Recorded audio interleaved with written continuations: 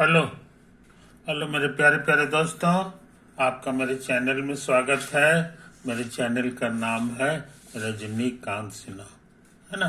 ये यूट्यूब का चैनल है। मेरा थंबनेल पढ़े होगे, वो है BIT टॉपर इन ₹500। ₹500 जमा करना है मेरे दोस्त, और जिंदगी का लाजवाब सुख प्राप्त करो। और वो ये है, कहोगे ₹500 हम कहाँ भेजें, तो वो ट्रांसफर करने के लिए एड्रेस लिखा हुआ रजनीकांत सिन्हा, ये बैंक का कोड है ना। और ये मेरा अकाउंट नंबर है ना। तो ये इसी पर तुम जो है अपना काम पूरा कर लो, है ना, ताकि हम भी अपना काम शौक से कर सकें। ये 500 रुपीज जो है ट्रांसफर कर देना है। ओके, तो अब हम लोग जो है काम आगे बढ़ा दें, है कि नहीं। 188 वीडियो हम अपलोड कर चुके हैं, है ना। ये 189 है। सीरीज चल रहा है P+M। P means physics, I am for maths. Physics का क्वेश्चन अभी सॉल्व करना है, यही हमारा प्रीडोमिनेंट। तो तुम कहोगे कि अभी कौन सा सवाल आप बनाने जा रहे हैं। तो अभी जो है हम सोच रहे हैं एक क्वेश्चन ले लें, है कि नहीं। एक क्वेश्चन ले लेते हैं। Right the law of reflection, law of reflection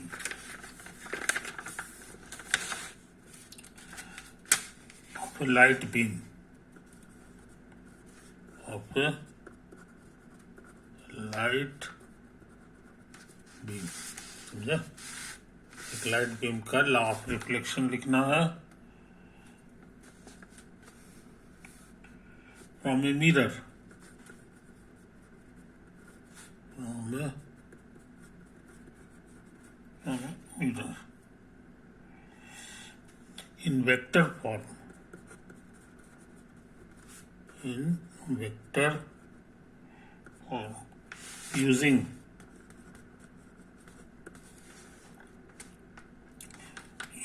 the directed unit vector, the directed unit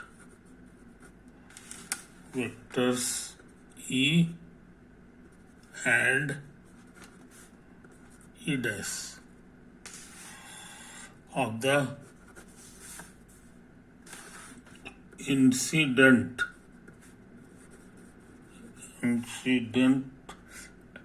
and reflected beams, and on the unit vectors, the unit vector n of the outside normal to the mirror surface. समझे। Answer करें, answer करें, है ना। तो अभी हम इसको बना नहीं रहे हैं। छोटी सी बात, तुम स्कूल में पढ़े भी होगे। यही मान लो कि तुम्हारे लिए ये मिरर का ईच रंगा हुआ है, और ये क्लीन है। ये सामने जो चमकदार सरफेस है वो इधर है कि नहीं। ये हमने फोटो बना दिया मिरर का। एक तो पॉइंट ले लो और यहाँ पे एक नॉर्मल खींच दो। क्या खींच दें? नॉर्मल। यही है नॉर्मल टू द मिरर।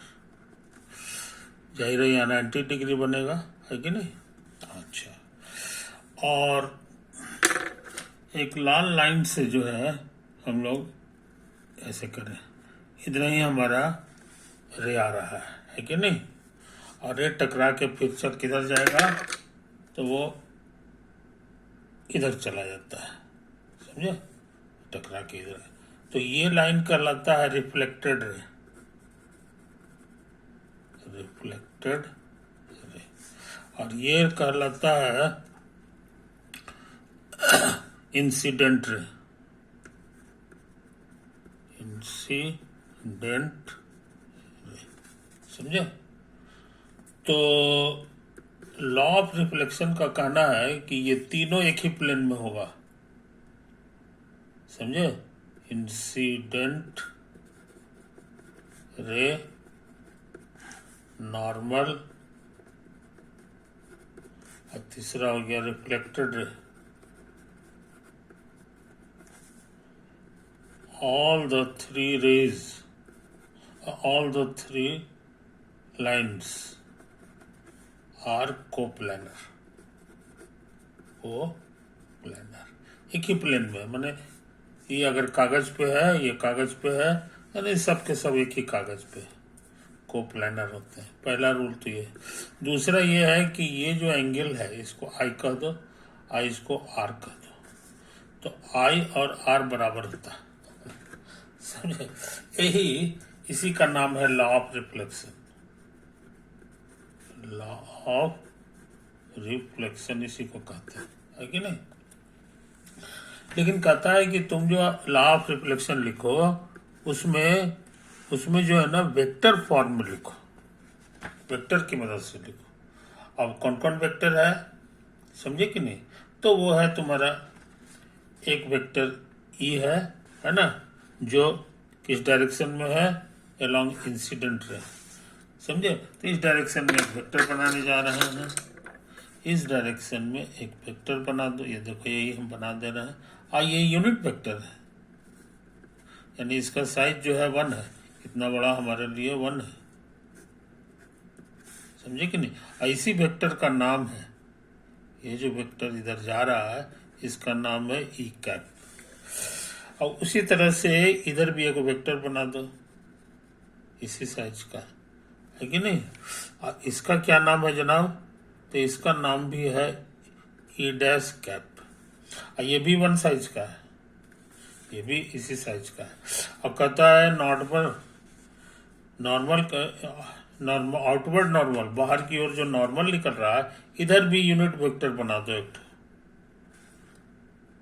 और उसका नाम दे दो एन कैप, समझे। यही तो बात है, इसको ना हो तो वो कह दो, वो कह दो, क्लियर हुआ। तो कहता है कि ये नियम को लिखो मगर यही 3 वेक्टर की मदद से। ये मान लो तुमको दिया हुआ है, ये दिया हुआ है, तो ये कितना होगा, मोटा मोटी यही पता लगाना है, मोटा मोटी यही पता लगाना है कि नहीं। तो हम क्या करना चाहते हैं सोच समझ लो।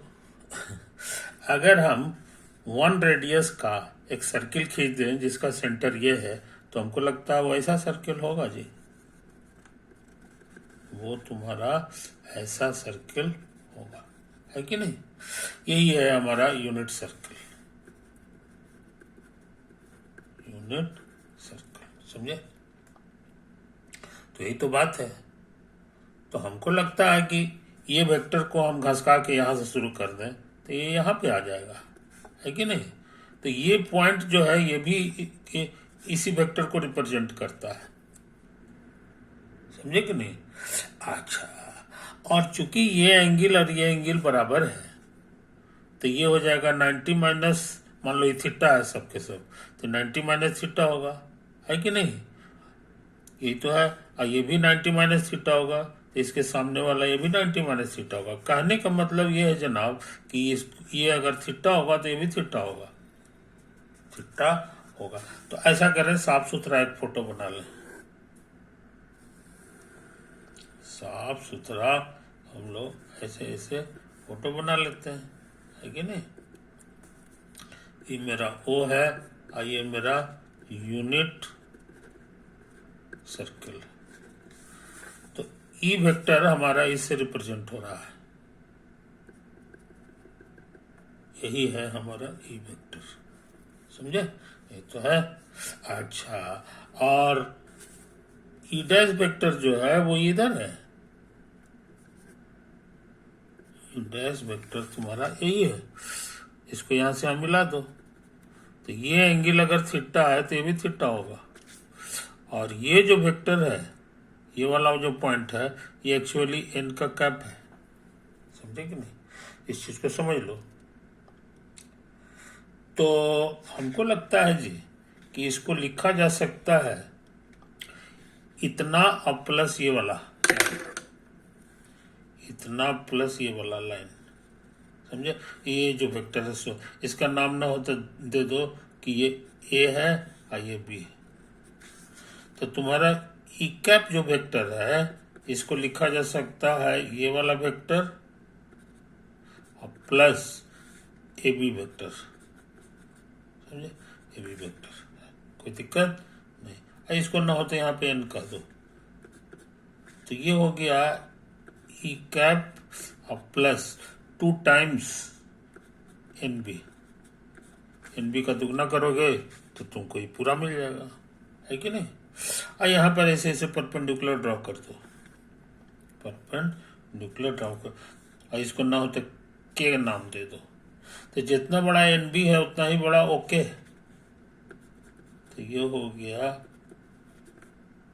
ओके, समझे? यही तो है, ओके के बराबर। अब ओके कितना है ये देख लो, ओके को अच्छे लड़के ऐसे लिखेंगे 2 टाइम्स ओके और गुना इस डायरेक्शन में वेक्टर, इस डायरेक्शन में एन कैप है, समझे? इस चीज को समझ लो, इस चीज को समझ लो। अच्छा, अब हम क्या निकालना चाह रहे हैं सो समझ लो, अब हम क्या निकालना चाह रहे हैं ये समझ लो। तो हम निकालना चाह रहे हैं जी ये जो ई है और ये जो एन है इसका डॉट निकालना चाह रहे हैं। ये जो ई है और ये जो एन है इसका डॉट निकालना चाह रहे हैं। तो जरा देखो, वो हो गया इसका लंबाई गुना इसका लंबाई और गुना कॉस बीच का एंगल, बीच का एंगल, समझे? तो हमको इतना बड़ा एंगल चाहिए, इतना बड़ा एंगल चाहिए, है कि नहीं? तो क्या करें जनाब? क्या करें ये समझ लो।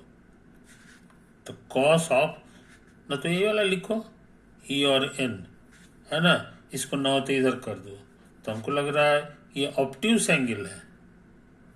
ये कितना है? जैसे मान लो कि ये एंगल तुम्हारा अल्फा है, तो ये कहला जाएगा ई और एन के बीच का एंगल 180 माइनस अल्फा। तो ये तो 1 हो गया, ट्रिग्नोमेट्री से ये हो गया माइनस कॉस अल्फा, समझे?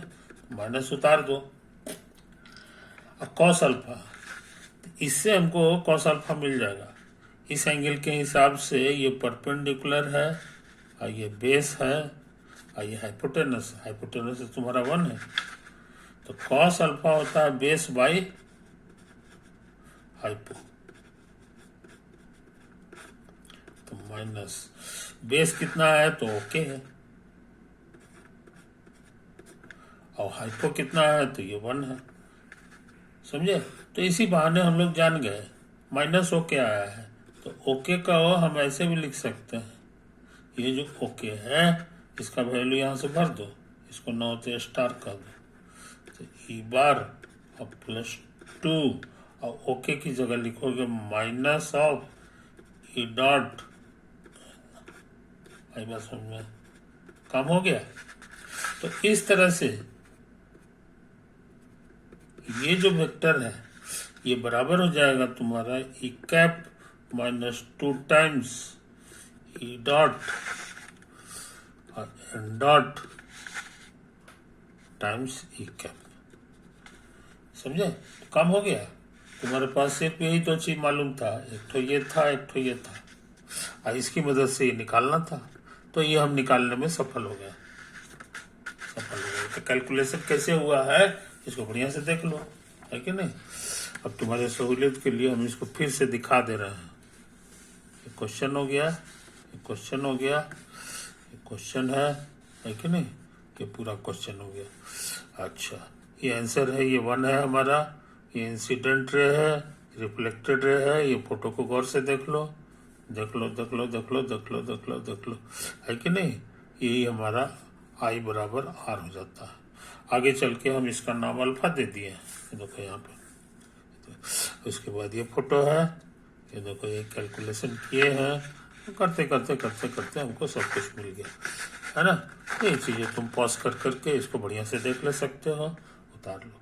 तो ये खतरनाक सवाल हम लोग कर लिए कि आगे से फॉर्मूला हम लोग भूलते नहीं है कि ई डैश बराबर जो होता है, ई डैश जो यूनिट वेक्टर होता है, ये होता है ई -2 टाइम्स ई डॉट एन और डॉट एन। ये तो है, कोई दिक्कत। तो मोटा मोटी वेक्टर फॉर्म में यही हो गया हमारा law of reflection, law of reflection, समझे कि नहीं। एक तो है कहानी, यही है कहानी। किसी पॉइंट पर इमेज कैसे बनता है, खासकर सीधा सीधी आईना में, ये तुम्हें पता है। मान लो यही तुम्हारा आईना है, इधर रंगा हुआ है, और मान लो यही तुम्हारा ऑब्जेक्ट। अच्छा, ये नॉर्मल ले लो, यही हमारा नॉर्मल है ना। अब मान लो यही पे तुम्हारा ऑब्जेक्ट, तो यहाँ से रे निकलेगा, यहाँ टकराएगा, टकराने के बाद जो है इसी डायरेक्शन में भाग जाता है। बस समझ में। तो इमेज कहाँ बनेगा ये हम नहीं जान रहे हैं, कहाँ बनेगा। हम इसको हल्का बैक भी कर लेते हैं, इधर तो रे रहता नहीं है, असली रे इधर रहता है। हम सोचते हैं कि एक और रे यहाँ से खींचते हैं, तो ये रे नंबर 1 था और ये रे नंबर 1 जैसे हो गया। अब इस बार ऐसा रे ले रहे हैं, रे नंबर 2, तो यहाँ पर नॉर्मल खींचना होगा, और जितना एंगल ये बना रहा है इतना ही एंगल पे इसको भाग जाना है। आई बात समझ में। तो ये भाग जाता है, ये हो गया 2 डैश, माने ये रिफ्लेक्ट होके इधर चला गया। तो ये वाला और ये वाला आपस में कट नहीं रहा है, जहाँ कटेगा वही इमेज बनेगा, समझे कि नहीं। तो ये तो कट नहीं रहा है, ऐसा करते हैं, इसको बैक कर देते हैं, बैक कर देते हैं, समझे कि नहीं। इस चीज को समझ लो। तो ये जो पॉइंट हो गया यहीं पे कट गया है, इसीलिए इसका जो ए है, तो इसका इमेज ऑफ ए यही बनेगा, इमेज ऑफ ए। आई बात समझ में, कोई दिक्कत नहीं। तो इन बातों को समझ लो मेरे यार, इन बातों को समझ लो। इंटरेस्टिंग चीज ये है कि ये फोटो हमारा हाथ से बनाया है, तो इसलिए साफ साफ नहीं बना है। अगर सही सही बनाते ना, तो आईना से जितना ये ऊपर है उतने ये नीचे आना चाहिए था। देखने में तो नहीं लगता है, ये अगर H है तो ये भी H होना, H डैश है तो H और H डैश बराबर होगा, समझे ना। ये चीज को देखा जा सकता है बढ़िया से, बढ़िया से। अगर बढ़िया से एंगल से बढ़िया से मेजर करके करोगे तो ये दोनों बराबर आ जाएगा।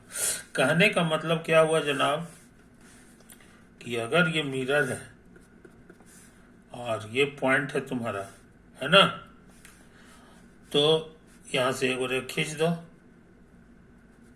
नॉर्मल खींच दो, और जितना एंगल ये बनाया है उतना ही एंगल बनाता हुआ एक लकीर खींच दो, ठीक।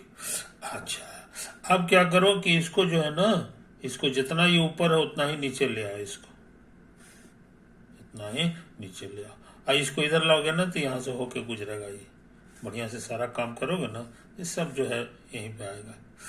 अब दूसरा जो रे खींचोगे, ऐसे खींचोगे ये, तो ये भी जो है ना, ये भी जो है तुम्हारा इसी तरह से भागेगा, इधर भाग जाएगा, ऐसे हो जाएगा, है कि नहीं। ये इधर चला गया और ये आपस में यहीं पे मिलता है, तो यही इसका इमेज है। ये अगर ए है तो ये ए डैश हो गया, जो इमेज ऑफ ए होता है, इमेज ऑफ ए। आई बस समझ में। आइए तुम्हारा मिरर, अब ऐसा नहीं कि सिर्फ इस एक साथ, अभी जितना भी रे टकराएगा और भी रे इसमें आ रहा है, उस सब के सब बैक करेंगे तो यहीं पे मिलेगा, वही उसका इमेज हो जाता है। तो प्लेन रे में इमेज खींचने का ये ट्रिक है, यही ट्रिक है। इसको जो है हमको और अच्छा बनाने के लिए ऐसे ऐसे खींच देते हैं, इसको हटा दो, ये ऐसा है ना। अब सही सही नाप करोगे तो सही हो जाएगा ऐसे। तो ये ऑब्जेक्ट हो गया और ये हो गया image of the object, image of object, समझे? यही तो है। तो ये प्लेन मिरर के साथ हुआ, लेकिन मिरर का शेप अगर हम थोड़ा टेढ़ा मेढ़ा कर दें तो तब जो है इमेज कैसे बनेगा, इसकी पढ़ाई जो है हम लोग अगले वीडियो में करेंगे, है ना। ओवर।